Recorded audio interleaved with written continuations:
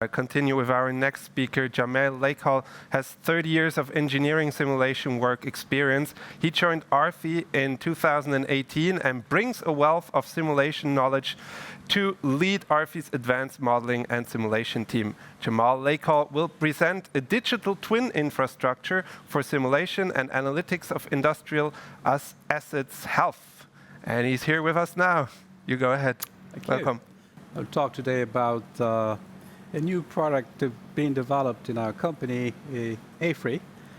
And for information, AFRI is the result of an extraordinary acquisition of a Swiss company, Finnish company, Peri, of Sweden, which happened just early this year. And AFRI is an engineering service group in Europe, which counts about 17,000 engineers.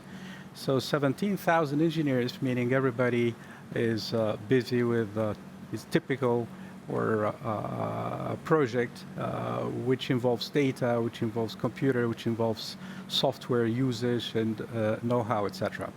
So at AFRI, we face thousands of projects every year, and we need to find solutions. We need to find real solution to the subject independently from their complexity.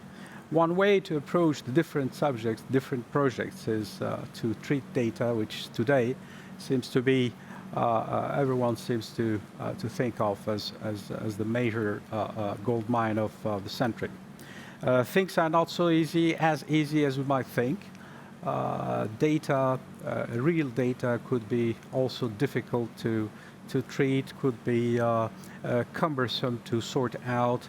It's not so obvious to make sense out of the data. So EDAP, which is short for Engineering Data Analytics Platform, is a digital twin infrastructure for simulation. Now, the simulation is essentially a combined simulation based on mathematics and physics. So processes, industrial processes, we try to approach them through simulation, partly through mathematics, that's what we call analytics, and partly through physics, which is the physics simulation that has been in the business of engineering for the last 3-4 decades, right? So the platform is capable actually to treat instant field data coming from assets, from industrial assets, right? Could be collected and then ingested into HPC platforms and build digital twins, right?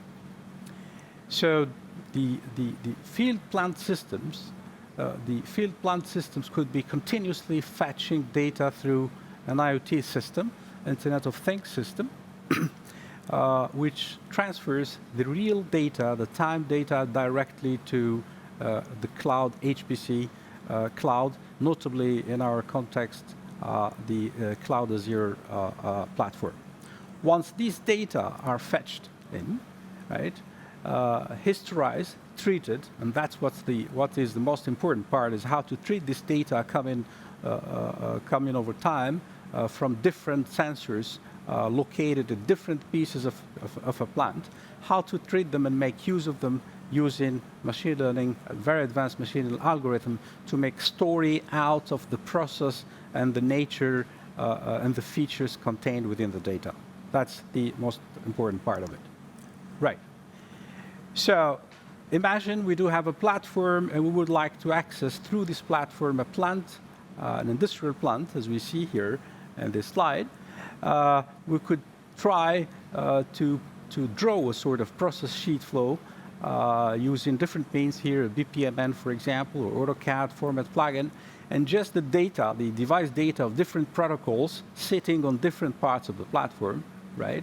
And then the data will be visualized, and then most importantly, selected, treated, and then we use basic or advanced analytics by means of mathematical algorithms, etc., to make sense or to try to find out what is basically the most important features hidden in this data. What can they tell us about the future, about the health of the asset?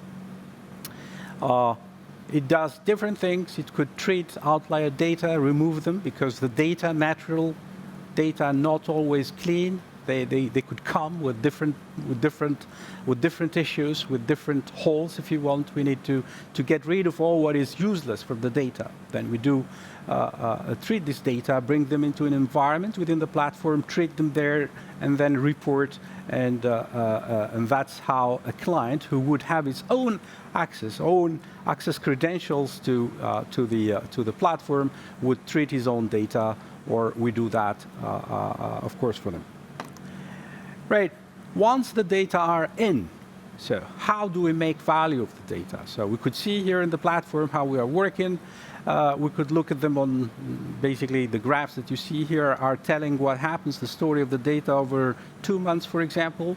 And then this is the biggest part of the entire work is how to treat line and history plant data and try to combine them with what we call physics simulation data. So instead of just relying, like everybody thinks, that if we get data from the plant, we make gold out of it, it's not totally true.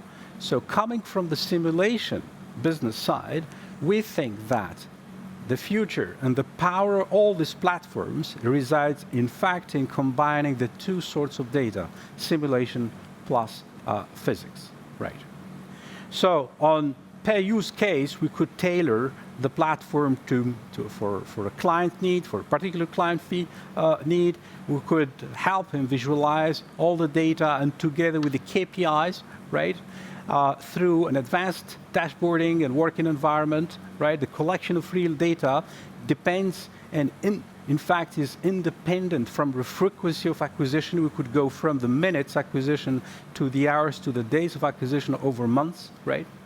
And most importantly, once we realize through treatment of the data that there is some frequencies, some information hidden inside that tells what happens, are not provided by the data, are hidden, then we will try to reproduce that phenomenon through real physics simulation. So we combine the two. That's what makes our platform EDAP rather unique. Right. Once we have the data selected, we try to create what we call a digital twin. A digital twin of that plant is nothing more than a digital representation in a database of what might that plant tells, how it works, and what might happen to its functionality on the future.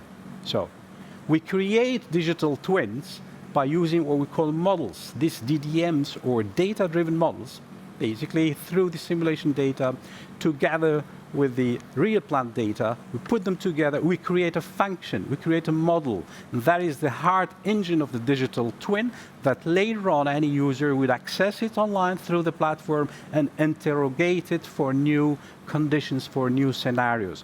What might happen in my plant in case there is more rain, there is shortage of current, there is an earthquake or whatever. So that's how we look at it. Right. So briefly, we start from plant data. We threw them to two engines of simulation. One is physics simulation, the second is data analytics. Out of that, we create a digital twin. And from the digital twin, which is simply a database containing all the information, as I said, of what might happen to the plant, then that insight gained is the heart or the background of what we call operational maintenance. We would know what is the plant producing, how the process could be optimized, how the production could be controlled, right? If there is any problem foreseen in a month, in two, in a year, what would be the best measures to take in time, right? So operations, just to present it differently, operation asset data, then the simulation data, then external or any hidden data of the plant all together will be taken, brought into the main engine, which is, as I said, on the cloud Azure, where we allow the user to monitor the data, to dashboard them, to do basic analysis or advanced analytics using machine learning algorithms. The latest would be the latest possible depending on the problem. Each sort of problem requires a typical category of class of machine learning algorithms, right? And of course, all the data is transferred from the asset directly to to the storage through an IoT system, the most advanced one possible, and that's what we're developing. This is an example, which I'm giving you a real example, where we're taking data directly from a device and getting it through a Kepware OPC system directly to the Azure cloud. And what you see down, it probably doesn't tell you much, it's just how the data are coming every 5 minutes directly to the system, and then will be treated. All right, let's tell you about how our company, AFRY, is looking at using or make sense of the data through EDAP platform. One case, I've just selected 3 cases just to showcase what does it do. So take an example, one of our major activities in the Nordics, essentially in Finland, is biological or tall oil plants, where there is a simpler plant where we would mix some inflows, some products like soap and gases, water, etc., with whatever vegetables we're taking. We mix them and we let them, cook for some time, and out of it we get a product. So those are big plants. Those are expensive plants. Their operation is also expensive, right? So for the moment, for example, our clients do have issues. They have no visibility to production data, no framework for production forecast, no optimal process optimization, etc.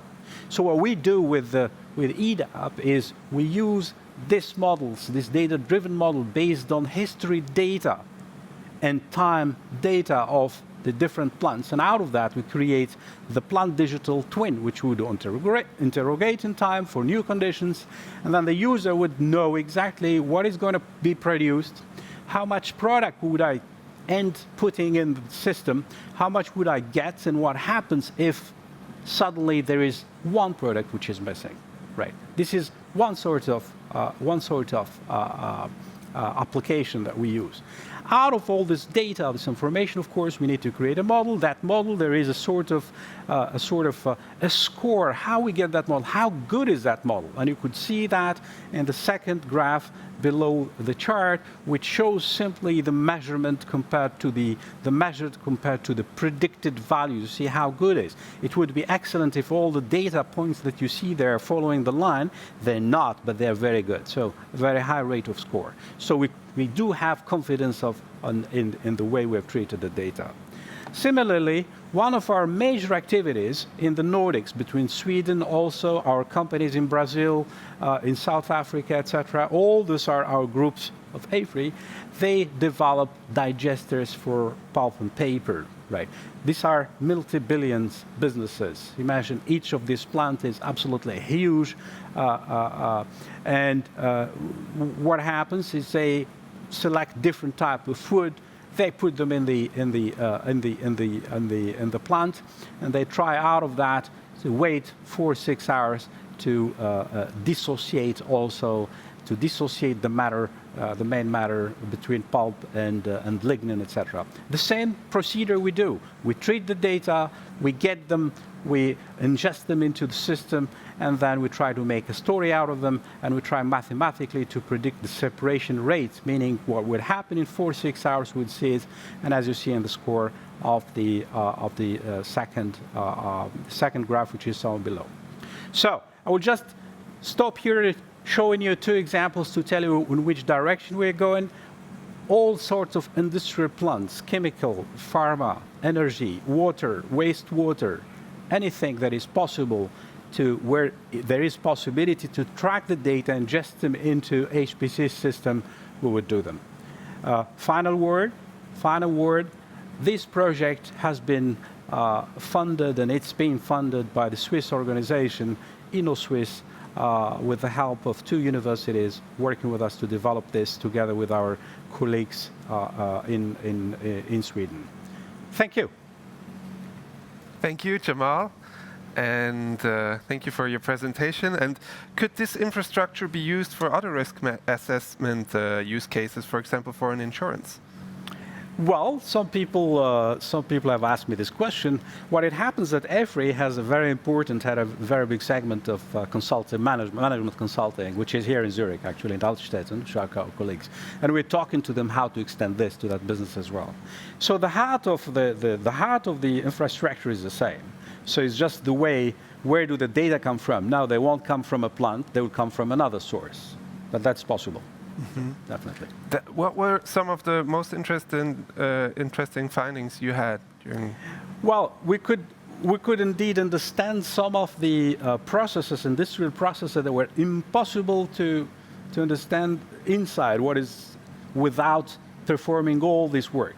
So we were expecting something. We always understood that, oh, this sort of plants, for example, for the paper plants, etc., they would work this way, they would produce this way.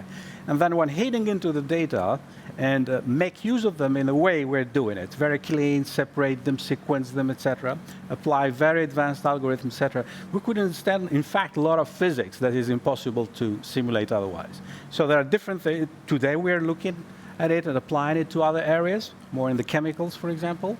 We would be applying it more and more. So important to note is we are also in the process of developing. Not everything is ready, since this project, as I said, funded by InnoSwiss, started just recently, but we have started before.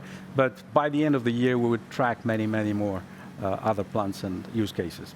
How was it today presenting into a camera instead of a live audience? Well, I did it before. Oh, really? So it's not the first time, but it's well, in front of an audience I like to, you know, to see faces, because I react as a function of, you know, the how the people are smiling or not, or angry, or etc. So that's and today's is another challenge, but it's pretty interesting. Yeah, and I'm pretty sure it was well received. Yeah, good. Thank you very much for your presentation. Thank you very much.